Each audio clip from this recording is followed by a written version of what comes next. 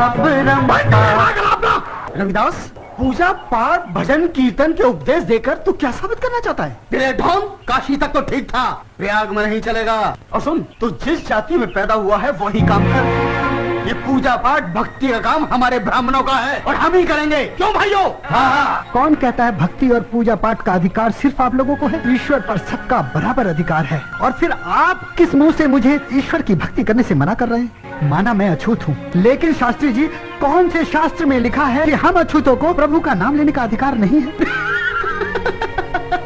शास्त्र? तू हमें शास्त्र मत सिखा। सदियों से यही चलता आया है कि मनुष्य अछूतों से प्रेम नहीं करते। तो कैसे संभव है कि भगवान तुमसे प्रेम करेंगे? जब हमारे दिल में तुम्हारे लिए जगह नहीं है, तो भगवान के दिल में जगह कैसे हो सकती है? क्षमा करना शास्त्री जी, आपको अपनी तुलना ईश्वर से करना शोभा नहीं देता। इससे ही पता चल जाता है आप कितने ज्ञानी हैं। और रही बात प्रभु की भक्ति की, तो मेरा ये मानना है कि जितना अधिकार आप लोगों का है, उतना ही हम अछूतों का भी है।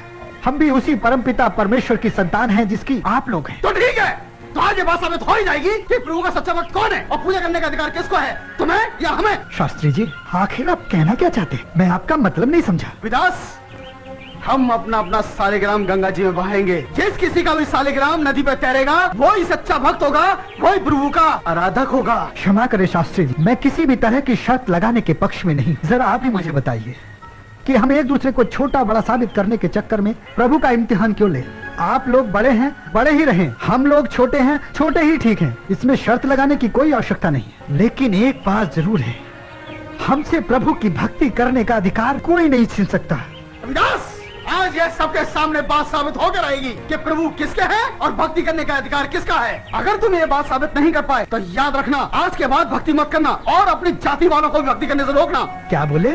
मैं और मेरे भाई लोग प्रभु का नाम लेना छोड़ दे? ऐसा कभी नहीं होगा शास्त्री जी। मैं इस पक्ष में बिल्कुल नहीं था कि कोई इम्तिहान दूं। लेकिन बात अगर मेरी जाति की होने लगी है तो सुन लीजिए, मेरे जीते जी ऐसा हरगिज नहीं होगा। अगर किसी दिन ऐसा हुआ तो मैं अपने आप को मृत्यु दंड दे दूंगा। शास्त्री जी, चलिए, जिस तरह का भी इम्तिहान लेना चाहते हैं ले लीजिए। तो निकालो अपना शालिग्राम और चलो तट की ओर। परंतु मेरे पास तो शालिग्राम नहीं। अगर आप लोग अनुमति दें तो मैं किसी भी पत्थर को शालिग्राम मानकर तैरा दूं।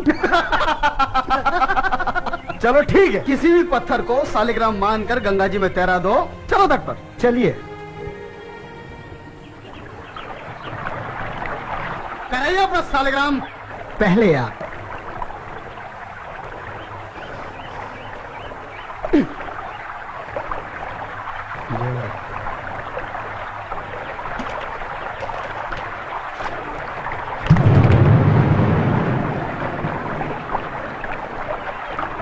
हे ईश्वर, मेरी भक्ति की लाज रखना।